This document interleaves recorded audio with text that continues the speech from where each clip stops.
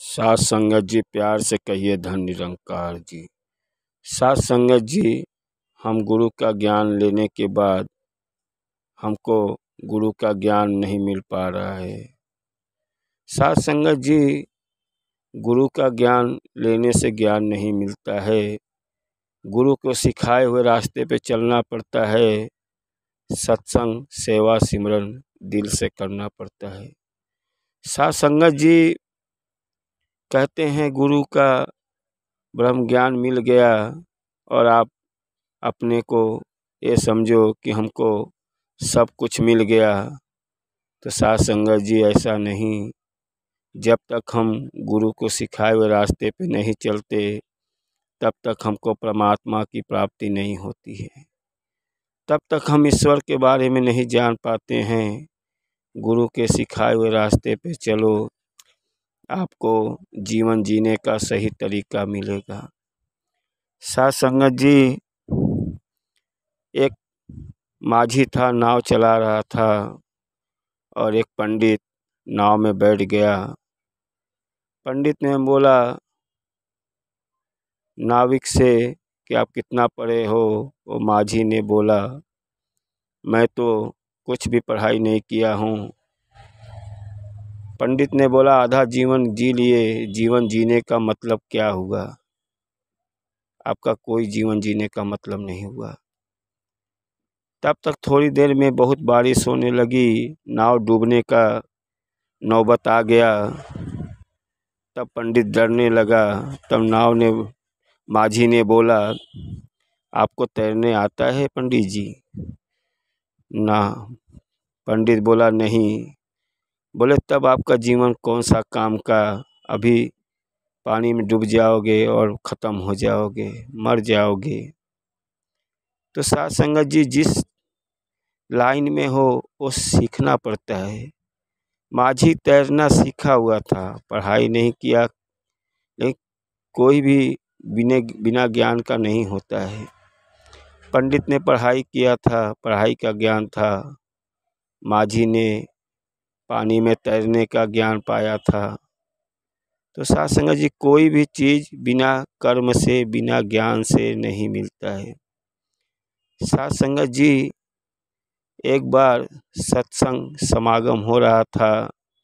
एक व्यक्ति बहुत घूम रहा था, उसको ज्ञान की बहुत अच्छी अच्छी बातें याद थी। घूमते घूमते उसको समझने में नहीं आ रहा था कि मेरा अभी ज़िंदगी संत महात्मा जैसा कैसे होगा। मैं भी अपना जीवन बदल देता, कैसे बदलूं, उसको समझ में नहीं आ रहा था। तो एक मटके के ऊपर उसका ध्यान गया। वो मटके में चनामृत बना के रखा हुआ था, सभी लोग पी रहे थे। वो व्यक्ति मटके के पास गया और मटके से बात करने लगा कि आपका जीवन देखो, आपका जीवन देखो कि आपका बनाया हुआ चनामृत सभी लोग के पीने के लिए मुंह में जा रहा है। आप कितना भाग्यशाली हो कि जो सबका संतों का सेवा करने का आपको मौका मिला। मटके ने जवाब दिया भैया, संत महात्मा का सेवा करने के लिए बहुत तपना पड़ता है। ऐसे ही गुरु का ज्ञान नहीं मिल जाता है, उसके लिए बहुत तपस्या करनी पड़ती है, बहुत सेवा सिमरन सत्संग करना पड़ता है, अपने आप को तपाना पड़ता है। मटके की बात सुन के लड़का बोला, वो व्यक्ति बोला मैं कैसे अपने आप को तपाऊं? बोले मैं कैसे तपा हूँ, आज मैं यहाँ तक आया हूँ। मैं तो एक ज़मीन के नीचे पड़ा हुआ था, मुझे एक कुम्हार ने वहाँ से मिट्टी लाया और मुझे पानी डाल के लात लात से कचरा। सोचो मुझे कितना दर्द हो रहा होगा। मुझे लात लात से कचरने के बाद फिर अपने चक्र पे चढ़ा दिया कुल्हाड़ी के, मुझे मटका बनाया और आग में झोंक दिया पकने के लिए। सोचो मैं कैसे आग में तपा होगा, कितना मुझे जलन हो रहा था। मैं कुम्हार को इतना गाली दे रहा था, लेकिन मुझे कोई आग से निकालने वाला नहीं है। साथ संगत जी, जब मैं मटका बन के मुझे बाज़ार में कुम्हार कलर मार के ले गया बेचने के लिए, तो मेरी किस्मत देखो, मुझे संत महात्मा पानी पीने के लिए अपने समागम में लेके आ गए। तो साथ संगत जी, कहने का अर्थ यह है कि अपने को तपना पड़ेगा, तब जाके गुरु का ज्ञान मिलेगा। गुरु का ज्ञान सहज नहीं है कि मैं ज्ञान ले लिया और अपने आप को ज्ञानी समझने लगा। साथ संगत जी, बच्चा जब स्कूल में जाता है पढ़ाई करने के लिए, तो उसका नाम लिखा दिया जाता है। वैसे ही नहीं, डॉक्टर, इंजीनियर, बड़े बड़े सीए, एमएलए बन जाता है। पढ़ाई एक एक क्लास डांटना पड़ता है उसको, बहुत अपने को प्रयास करना पड़ता है, तब जाके वो डिग्री हासिल करता है।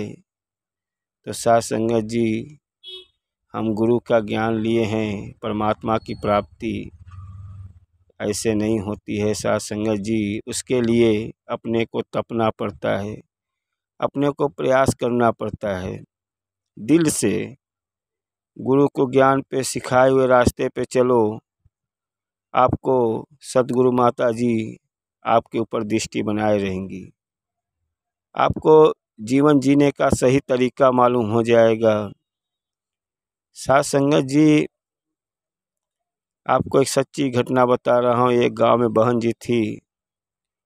बहन जी को कोई संत महात्मा उनको अपने निरंकारी में ब्रह्म का ज्ञान दिला दिया, और ज्ञान लेने के बाद उसको 2-4 बार तो ऐसा लगा कि मैं कहाँ पे आ गया हूँ, मैं कहाँ पे जुड़ गया हूँ।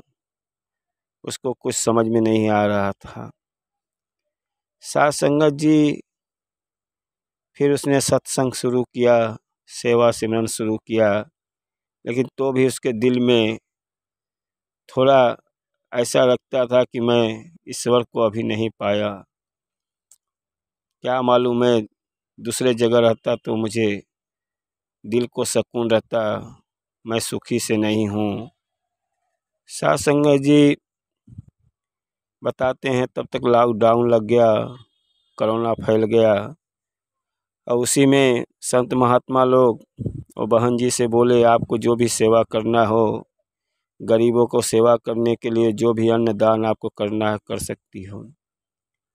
वो बहन जी के पास घर में 10-20 किलो आलू था, कुछ आटा चावल और आलू 10 किलो संत महात्मा को देते हुए बोला, मेरे पास जो है इतना सेवा आपको कर देती हूँ गरीबों के लिए। संत महात्मा जी बोले, आपको माता जी आपके जीवन में खुशियाँ ही रखे। अब देखो माता जी का चमत्कार। वो बहन जी 4-5 साल से उसके राशन कार्ड पे 5 लोग का नाम था गरीबी रेखा में, और राशन कार्ड वाला 5 में से 10 खा जाता था, 10 किलो 15 किलो देता था। 5-6 साल से सिलसिला चल रहा था, और वो बहन जी माता जी से यही अरदास करती थी कि मेरा राशन मुझे पूरा मिलने लगे। और देखो माता जी का कृपा उसने गरीबों के लिए कुछ दान किया, और माता जी उसका राशन 10 किलो हमेशा के लिए दरवाज़ा खोल दिया। जब वो बहन जी राशन कार्ड लेके राशन लेने के लिए लाइन लगाया, तो वहाँ पे एक संत महात्मा बहन जी का चरण स्पर्श किए और बोले, बहन जी मैंने आपको कहीं कहीं संत महात्मा निरंकार में आपको देखा हूँ, आप निरंकार से जुड़े हुए हो।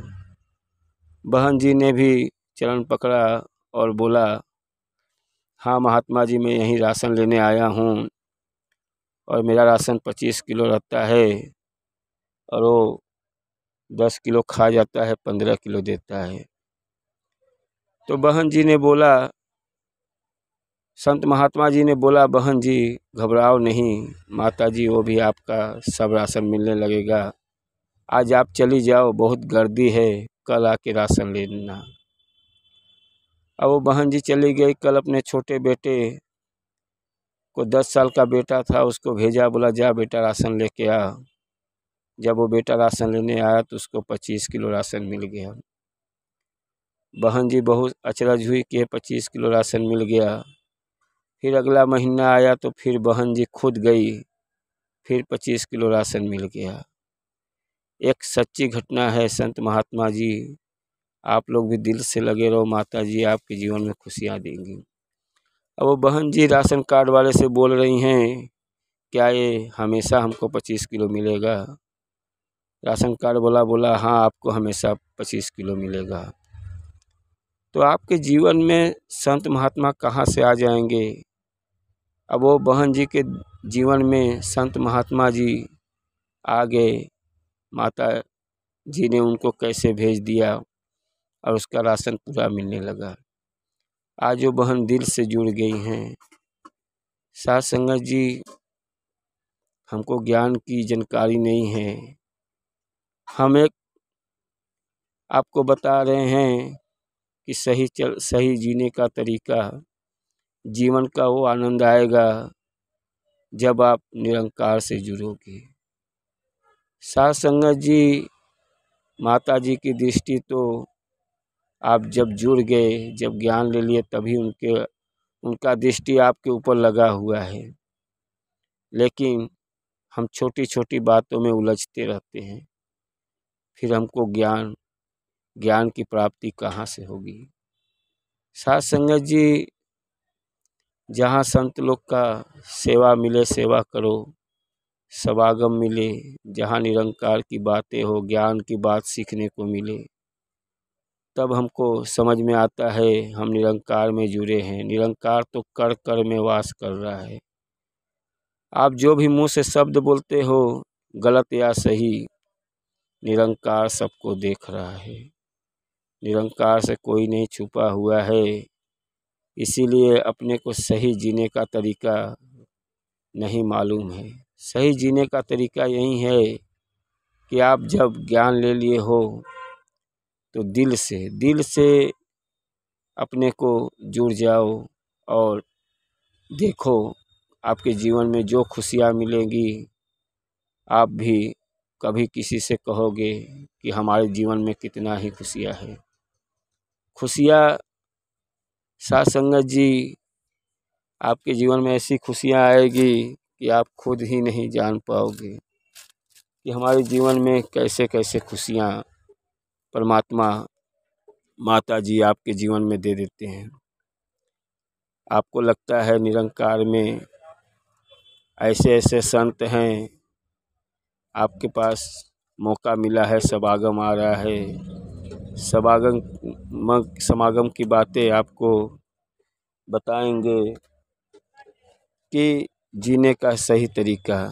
और संत महात्मा से यही कहूँगा, जो दिल्ली का समागम चालू हो रहा है, आपके पास मोबाइल है, आपके पास कंप्यूटर है, माता जी का समागम जरूर देखिए।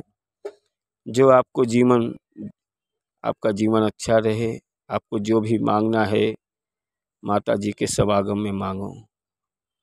और माता जी का सेवा का पावती आप हमेशा सेवा करते रहो। आपको जो हो सके सेवा जो करते हो, आपके ही जीवन में आनंद मिलता है। सेवा से आप कभी मत पीछे हटो। कभी देखो सेवा करके, जो भी संत निरंकार से जुड़े हैं, सेवा करने से पीछे हटते हैं, वो सेवा करके देखो। सेवा करो, दाहिने से बाएं को पता न चले। कभी दिल में मत रखो मैंने इतने का सेवा किया। साथ संगत जी, एक निरंकार से जुड़ा हुआ व्यक्ति था, गया गुरु के पास। गुरु के चरण में उसने 500 का रुपया रख दिया और गुरुजी से बोला मैं आपका सेवा कर रहा हूँ। गुरुजी ने बोला आपके जीवन में कभी दुख नहीं आएगा, आपका परिवार बच्चा सुख से रहेगा। अब वो व्यक्ति अपना जब सेवा करके गुरु को चलने लगा तो रास्ते में उसको बार बार ऐसा लग रहा है कि मैंने सेवा 500 का बहुत ज़्यादा कर दिया, मैं 50 रुपये का सेवा करता था, ये 500 का सेवा करने से क्या लाभ होगा। ऐसे ही गुरु मुझे बहुत दे रहे थे, मेरे पास कोई कमियां नहीं थी, मैं सुख से था।